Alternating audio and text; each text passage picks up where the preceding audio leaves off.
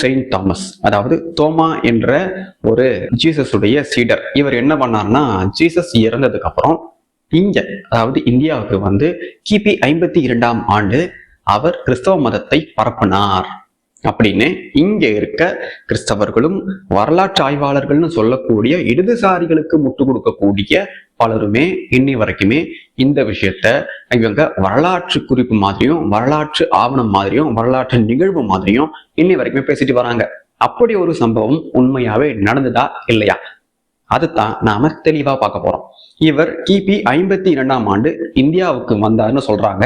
ஆனா கிறிஸ்தவ மதம் என்பதே எப்ப இந்த உலகத்துக்கே, அதாவது அது தோன்றின இடத்துல இருந்து இந்த உலகத்துக்கே மிகப்பெரிய மதமாகவும் அங்கீகரிக்கப்பட்ட மதமாகவும் மாறவே இயேசு இறந்து சுமார் 400 ஆண்டுகளுக்கு மேல ஆயிடுச்சு. தோமா இந்தியாவுக்கு வந்தார்னு சொல்றாங்க இல்லையா, அதுக்கு முன்னாடி இருக்க சில வரலாற்று நிகழ்வுகளை நாம கண்டிப்பா பார்த்தே ஆகணும். அதுக்கு நாம எம்பரர் கான்ஸ்டன்டைன் கிட்ட போகணும். கான்ஸ்டன்டைன் ரோமுடைய மன்னன் ஆகும் வரைக்குமே அங்க ரோம் நாட்டுல எந்த விதமான கிறிஸ்தவ வழிபாட்டுக்கும் இடமே கிடையாது. எல்லாருமே, அதாவது கிறிஸ்தவத்தை பின்பற்றக்கூடிய எல்லாருமே என்ன பண்ணாங்கன்னு பாத்தீங்கன்னா, ரகசியமா அவங்களுடைய வீட்டிலையோ இல்ல தனி அறையிலையோ தனிமையா வழிபாடு செஞ்சுட்டு வந்தாங்க. கிறிஸ்டியானிட்டியை பின்பற்றி வந்தவங்க வெளியே வந்தாங்கன்னா அவங்க பேகனிசத்தை பின்பற்றுபவர்களா அவங்களே வெளிப்படுத்திப்பாங்க. ஏன்னா அந்த காலத்துல கிறிஸ்தவ மதம் என்பது மிகப்பெரிய மதமா ரோம் நாட்டுல இல்லவே இல்லை. அதனால எம்பரர் கான்ஸ்டன்டைன் அரியணை ஏறினதும் கிபி 313ஆம் ஆண்டு எடிக்ட் ஆஃப் மிலன் மூலமா ரோமில் கிறிஸ்தவ மதத்தை பின்பற்றவும் அனுமதி உண்டு. இங்கு பேகனிசத்தோடு கிறிஸ்தவ மதத்தையும் பிற மதத்தையும் யார் வேண்டுமானாலும் பின்பற்றலாம்னு அவர் என்ன பண்றாருன்னா, செகுலரிசத்தை முதல் முறையா உருவாக்குனாரு. அதுதான் அவர் பண்ண மிகப்பெரிய தவறு அப்படின்னு அங்க அந்த காலத்துல வாழ்ந்த ரோம் மக்களுக்கு தெரியவே இல்லை. ஆனா நாளடைவில் என்னாச்சுன்னு பாத்தீங்கன்னா, கிறிஸ்டியானிட்டி ரோம்ல இருந்த பேகனிசத்தை விட மெஜாரிட்டி ரிலிஜனா மாறிடுச்சு. மெஜாரிட்டி ரிலிஜனா மாறினதும் எடிக்ட் ஆஃப் தெசலோனிகா மூலமா கிபி 380ஆம் ஆண்டு தியோடசஸ் I இதன் மூலமா என்ன பண்ணாருன்னா, ரோம்ல அபிஷியல் மதமா கிறிஸ்தவம் தான் இருக்கும்னு இவர் என்ன பண்ணாரு, முதல் முறையா கத்தோலிக்க மதமா கிறிஸ்தவ மதத்தை இவர் ரோமுடைய அபிஷியல் ரிலிஜனாவே இவர் அங்கீகரிச்சார். கான்ஸ்டன்டைன் என்ன பண்ணாருன்னா, கிறிஸ்தவ மதம் இங்க இருக்கலாம்னு அவர் தான் முதல் விதையை தூவுறாரு ரோம்ல. அதுக்கடுத்து தியோடசஸ் I என்ன பண்ணாருன்னா, அபிஷியல் ரிலிஜனாகவே ரோமுடைய ரிலிஜனா கிறிஸ்தவத்தை மாத்தினாரு. இதுக்கப்புறம் என்னாச்சுன்னா, 4ஆம் நூற்றாண்டிலிருந்து தான் கத்தோலிக்க திருச்சபை என்ற ஒரு அமைப்பே எப்போ இந்த உலகத்திலேயே அங்கீகரிக்கப்பட்ட கிறிஸ்தவத்துக்கான மூல அமைப்பா மாறுச்சு. அதுக்கு முன்னாடி வரைக்கும் கத்தோலிக்க அமைப்பு இருந்துச்சு, ஆனா அது ரகசியமா இருந்ததே தவிர அது மெயின் இயக்கமா இல்லவே இல்லை. தியோடசஸ் I மூலமா தான் இது கத்தோலிக்க திருச்சபை என்ற ஒரு மிகப்பெரிய அங்கீகரிக்கப்பட்ட ஒரு இயக்கமாகவும் திருச்சபையிலுடைய மூலமாகவும் இது விளங்க ஆரம்பிச்சது. இதுக்கப்புறம் தான் கிறிஸ்தவம் என்னாச்சுன்னா பல்வேறு நாடுகளுக்கும் பரவ ஆரம்பிச்சது. இதுக்கு முன்னாடி இந்த கிறிஸ்தவர்கள் என்ன சொல்லுவாங்கன்னா, இயேசு இறந்ததுக்கு அப்புறம் அவருடைய சீடர்கள் என்ன பண்ணாங்க, பல்வேறு நாடுகளுக்கும் போய் மதத்தை பரப்புனாங்க.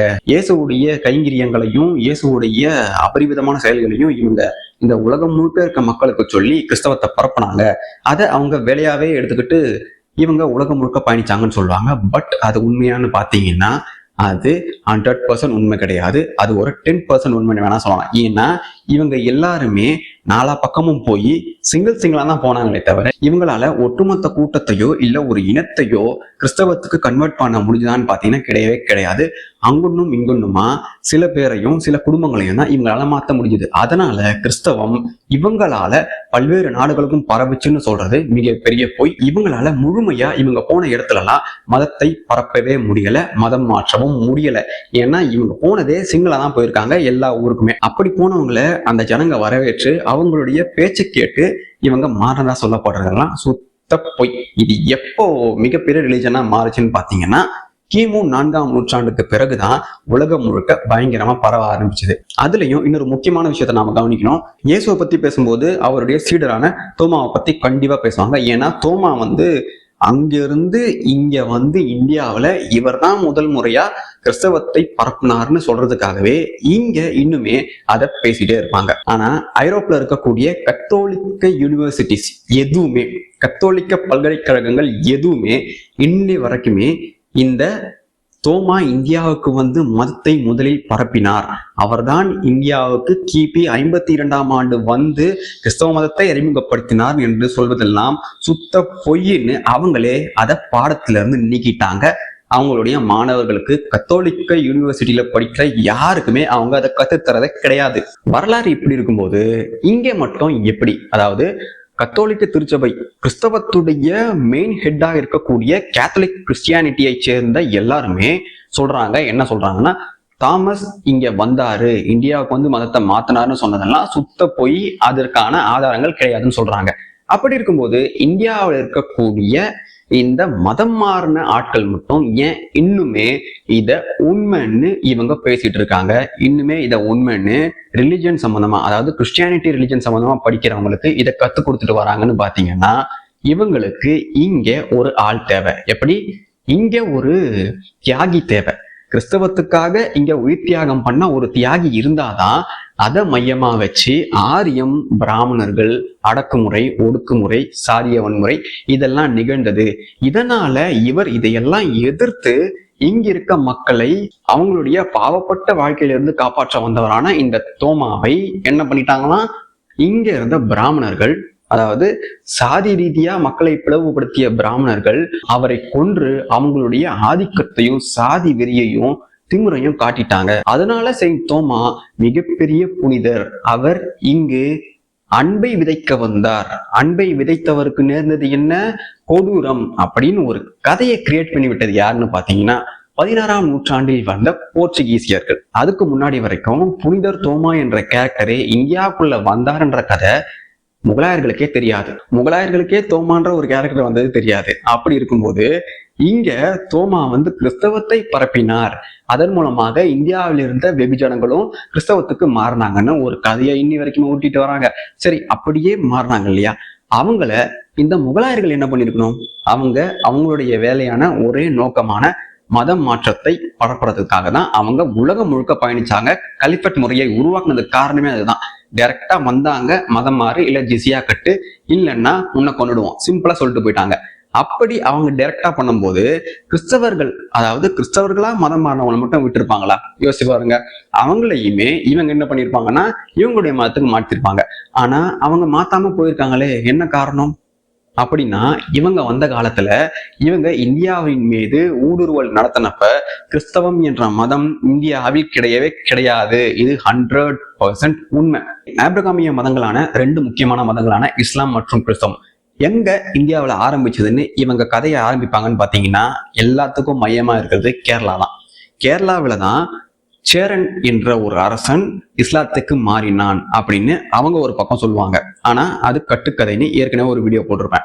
அதே மாதிரி இந்த பக்கம் அப்படி தோமா வந்து இந்தியாவுக்கு வரல அப்படின்னா, கேரளாவில் ஏற்கனவே வர்த்தக ரீதியாக கிறிஸ்தவர்கள், அதாவது ஐரோப்பிய கிறிஸ்தவர்கள் இங்கு 4ஆம் நூற்றாண்டிலேயே வந்து கிறிஸ்தவ மதத்தை பரப்பினார்கள்னு அப்படி ஒரு கதை மூலமா கேரளாவில் தான் முதல் முறையா கிறிஸ்தவம் என்ற மதம் உருவாச்சு, அதாவது அங்கிருந்து வந்து இங்க உருவாக்கப்பட்டுச்சுன்னு அப்படி ஒரு கதை சொல்லுவாங்க. அதற்கும் ஆதாரங்கள் கிடையவே கிடையாது. ஏன் இவங்க கேரளாவை மையமா வச்சிருக்காங்கன்னு பாத்தீங்கன்னா, நம்மளுடைய மூவேந்தர்கள் பெரும்பான்மையா வர்த்தகத்துல உலகம் முழுக்க கடல்லையும் சரி தரை வழியும் சரி இவங்க வர்த்தகத்துல முதல் ஆளா இருந்தாங்க, கோல வச்சுட்டு இருந்தாங்க. அப்படி இருக்கும்போது முக்கிய துறைமுக நகரங்கள் கேரளாவில இருந்தது. அந்த காலகட்டத்துல அங்க இருக்கக்கூடிய ஸ்பைசஸ் நிறைய பேரை கவர்ந்துச்சு. அதனால முதல் முறையா ஐரோப்பால இருந்து வரவங்க கேரளாவுக்கு தான் வந்து இறங்குவாங்க. அதனால எல்லாருமே கேரளாவை மையப்படுத்தியே இந்த ஆப்ரகாமிய மதங்கள் இங்கதான் முதல்ல உருவாச்சு, இங்கதான் அங்கீகரிக்கப்பட்டு இங்கிருந்த மன்னர்கள் தான் மதம் மாறினார்கள்னு இன்னி வரைக்குமே இந்த கதைய, இந்த பொய்ய இந்தியாவில் இருக்க மக்கள் கிட்ட திணிச்சுட்டு வராங்க. அதுலயும் குறிப்பா இந்தியாவில் இருக்க மதம் மாறினவங்க, அதாவது ஒரிஜினலா மதம் எங்க தோன்றுச்சோ அவனே இந்த அளவுக்கு முட்டு கொடுக்க மாட்டான். ஆனா அங்கிருந்து இங்க வந்து மதம் மாற்றி அதன் மூலமா இவங்க மதம் மாறி இவங்க முட்டு கொடுக்குற அளவு இருக்கு பாருங்க, அது இந்த உலகத்தையே மிஞ்சுற அளவுக்கு மிகப்பெரிய அளவுக்கு இருக்கு. அந்த அளவுக்கு இவங்க முட்டு கொடுப்பாங்க. இதனுடைய வரலாறு தெரியாது, இதுக்கு பின்னாடி நடந்த திருட்டுத்தனம் தெரியாது, இது எவ்வளவு பெரிய ஃப்ராடுத்தனம்னு தெரியாது. ஆனா என்னமோ தோமா வழியாவே இவங்க வந்தா மாதிரியே தோமா எவ்வளவு கஷ்டப்பட்டார் தெரியுமா அப்படின்னு உருட்டிட்டு இருக்காங்க. தோமா இந்தியாவுக்கும் வரல, கேரளாவுக்கும் வரல, தென்னிந்தியாவுக்கும் வரலன்றதுக்கு சிறந்த உதாரணம் எதுன்னு பாத்தீங்கன்னா, சிறந்த ஆதாரம் எதுன்னு பாத்தீங்கன்னா, ஆக்ட்ஸ் ஆஃப் தாமஸ் என்ற புத்தகத்துல தெளிவா மென்ஷன் பண்ணியிருக்காங்க. அதுல என்ன மென்ஷன் பண்ணியிருக்காங்கன்னா, இப்ப இருக்க ஈரான் பகுதிக்கும் அப்படியே அவர் ஜெருசலேம்ல இருந்து வந்த சில பகுதிகளுக்கு மட்டும்தான் என்ன பண்ணிருக்காராம், இவர் மத பிரச்சாரத்தை பண்ணி அங்கிருந்த மக்களை மதம் மாற்றிருக்காராம். இந்த புத்தகத்துல சவுத் இந்தியானும் மென்ஷன் பண்ணல, கேரளானும் மென்ஷன் பண்ணல. ஆனா அப்போது இந்தியா பறந்து விரிந்த இந்தியா. இப்ப சொல்றாங்க இல்லையா, இந்தியான்ற பேரையே பிரிட்டிஷ்காரன் தான் வச்சான் அப்படின்னு. அப்படி இருக்கும்போது அந்த காலத்துல இந்தியான்னு பேரே கிடையாது. அப்படி இருக்கும்போது இந்தியாவுக்குள்ள வராத தோமா எப்படி இந்தியாவுக்குள், அதுலயும் குறிப்பா கேரளாவுக்குள் கிறிஸ்தவ மதத்தை அவர் பரப்ப உதவி செய்தார், பரப்பினார்? இந்த கேள்விக்கான பதில இங்க இந்து மதத்தை ஆங்கிலேயன் தான் கொண்டு வந்தான்னு சொல்லக்கூடிய ரைஸ் பேக் தற்குறிகளால சொல்ல முடியாது. ஏன்னா தோமா இந்தியாவுக்கு வரவே இல்லை. தோமா வரலன்னு அவருடைய செயல்கள், அவருடைய மதமாற்ற குறிப்புகள், அவருடைய மத பிரச்சாரங்கள் எந்தெந்த நாட்டுல நடந்ததுன்னு இந்த புக்ல தெளிவா இருக்கு. ஆனா இந்த புக்ல சவுத் இந்தியா, கேரளான்னு மென்ஷன் பண்ணவே இல்லை.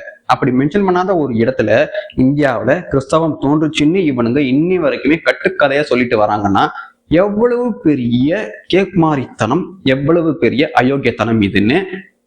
செக்குலரிசம் பேசுற நீங்க சொல்லுங்க, நீங்க தான் செக்குலரிசம் பேசுவீங்க இல்லையா? எந்த மதமா இருந்தாலும் உங்களுக்கு நியாயம், நேர்மை, நீதி அப்படின்னா பாப்பீங்க. அப்படி இருக்கும்போது இப்பேற்பட்ட பொய்ய இந்திய மக்கள் மீது திணிச்சிருக்காங்களே, இந்த மாதிரியான ஊட்டுக்கதைக்கெல்லாம் செக்குலரிசம் பேசுற நீங்க என்ன பதில் சொல்லுவீங்க? சொல்லுங்க. இன்னை வரைக்குமே உலகத்துல இருக்க எல்லா மக்களும், உலகத்துல இருக்க எல்லா நாட்டு மக்களும், எல்லா இன மக்களும் ரொம்ப ஒரு விஷயத்த பார்த்து ஆச்சரியப்படுறது என்னன்னு பாத்தீங்கன்னா, இந்தியாவில மட்டும் எப்படிடா இவ்வளவு மதங்களும் இருக்கு, இப்பேற்பட்ட பிரிவுகள் இருக்கு, இப்பேற்பட்ட மொழிகள் இருக்கு, அப்படி இருந்தும் இந்தியா ஒரு தேசமா இருக்கு, அதுக்கு என்ன காரணம்னு அங்க இருக்க மக்கள் இன்னை வரைக்குமே தேடிட்டு இருக்காங்க. அதுல சிலர் அதற்கான பதிலையும் கண்டுபிடிச்சிட்டாங்க. அது ஏன்னு பாத்தீங்கன்னா, இந்தியாவில் பின்பற்றி வந்த தமிழர்களுடைய ஆதி மதமான இந்த திணை தெய்வங்கள் மூலமா இந்தியா முழுக்க பரவன மதம் தான் இந்து மதம். இந்த மதத்தை பின்பற்றக்கூடியவங்களுடைய மிகப்பெரிய தவறும் மிகப்பெரிய கேவலமான விஷயமும் எதுன்னு பாத்தீங்கன்னா, எல்லா மதத்தையும் இவங்க அரவணைச்சு ஒன்னா வாழ வச்சதுதான் இவங்க பண்ண மிகப்பெரிய தவறு. ஆனா ஆபிரகாமிய மதங்கள் அந்த தவறை என்னைக்குமே பண்ணாது. அதை அவங்க கரெக்டா ஃபாலோ பண்ணிட்டே வருவாங்க. எங்க எது இருந்தாலுமே நாம தான் மெஜாரிட்டியா இருக்கணும்ன்றத அவங்களுடைய ஃபர்ஸ்ட் ப்ரையாரிட்டியாவே அவங்க பின்பற்றிட்டு வருவாங்க. இதுதான் மக்களே விஷயம். போர்ச்சுகீசியர்கள் தெளிவா அவங்களுடைய ஃபுட் ஹோல்டிங் இருக்கணும்னு கிளியரா ஒருத்தரை உருவாக்குனாங்க. அதுதான் இந்தியாவுக்கு, அதாவது தென்னகத்துக்கே வராத செயின்ட் தாமஸ். அவரை இங்க இருந்த பிராமணர்கள் கொண்டுட்டாங்கன்னு ஒரு கதையை உண்டாக்கி அவரை இங்க மிகப்பெரிய தியாகியாகவே மாத்திட்டாங்க. அதற்கான சிறந்த இடமா எது இருந்ததுன்னு பாத்தீங்கன்னா கேரளா. ஏன்னா கேரளா தான் இந்த ஆபிரகாமிய மதங்களுக்கு சிறந்த பலிகடாவான இடமா அவங்க பார்த்திருக்காங்க போல இருக்கு. அதனாலதான் ரெண்டு மதத்தையுமே இங்க இருந்தே ஆரம்பிச்சிருக்காங்க. நார்த்ல அது ஊடுருவல், ஆனா சவுத்துல அது ஊடுருவலுக்கு முன்னாடியே இங்க தோன்றுச்சுன்னு ஒரு கட்டமைப்பை உருவாக்கியிருக்காங்க. ஆனா நம்மளுடைய மூவேந்தர்களை பொறுத்த வரைக்கும் எல்லா மதங்களையும், எல்லா கடவுளர்களையும் வணிகத்தின் மூலமா வந்த மக்கள் மூலமா இவங்க என்ன பண்ணிட்டாங்கன்னா ஏத்துக்கிட்டு அவங்களுக்குன்னு ஒரு தனி இடத்தையும் வழிபாட்டு தலங்களையும் உருவாக்கி தந்திருக்காங்க. அப்பேற்பட்ட குணம் கொண்டவங்க தான் நம்மளுடைய தமிழ் மன்னர்கள். இதைத்தான் இந்தியா முழுக்க பண்ணியிருக்காங்க. ஆனா அதை இவங்க என்ன பண்ணிக்கிட்டாங்கன்னா, நம்மளுடைய இந்த வெள்ளந்தித்தனத்தை அவங்களுக்கு சாதகமா மாத்திக்கிட்டு நம்மள ஏறி மேய்ச்சி இங்கதான், அதாவது ஏசப்பா செத்ததுக்கு அப்புறம் முதல் முறையா தோன்றுனது இந்த இந்தியாவில் தான், இந்த மதங்கள் இந்தியாவுக்கு பூர்வீகமானதுதான்னு ஒரு கதையை உருவாக்கிட்டாங்க. அதன் மூலமா இங்க மதம் மாறின மக்களையும் பிரெயின் வாஷ் பண்ணிட்டாங்க. அதனால இங்க இருக்க மக்களால அந்த கட்டுக்கதையிலிருந்து வெளியே வரவே முடியல. ஆனா ஐரோப்பிய மக்களுக்கு இது நல்லாவே தெரிஞ்சு போச்சு. இது தூய்மையான உருட்டு, பார்க்கடலில் கடைந்தெடுத்த உருட்டுன்னு அவங்களுக்கு தெரிஞ்சு கேத்தலிக் யூனிவர்சிட்டிஸ்லயே கிறிஸ்டியன் ரிலேட்டட் எஜுகேஷன்ல இந்த செக்ஷனையே அவங்க தூக்கிட்டாங்க. செயின்ட் தாமஸ் இந்தியாவுக்கு வந்தாருன்ற அந்த செக்ஷனையே தூக்கிட்டு அது மித்னு அதை அப்படியே க்ளோஸ் பண்ணிட்டாங்க. பட் இன்னுமுமே இங்க இதை நாம பின்பற்றிட்டு வரோம். இதை பத்தி இன்னும் அதிகமா நாம அடுத்த வீடியோல தெரிஞ்சுப்போம். ஏன்னா நிறைய தகவலை நான் ஒரே வீடியோல சொல்லிட்டேன்னா உங்களுக்கு அது கச்சா முச்சான்னு இருக்கும். அதனால நான் இந்த வீடியோல இப்ப சொன்ன தகவல்களோடு நிறுத்திடுறேன். அடுத்த வீடியோல இன்னும் டீட்டெயில்டா பார்ப்போம். Until we meet again.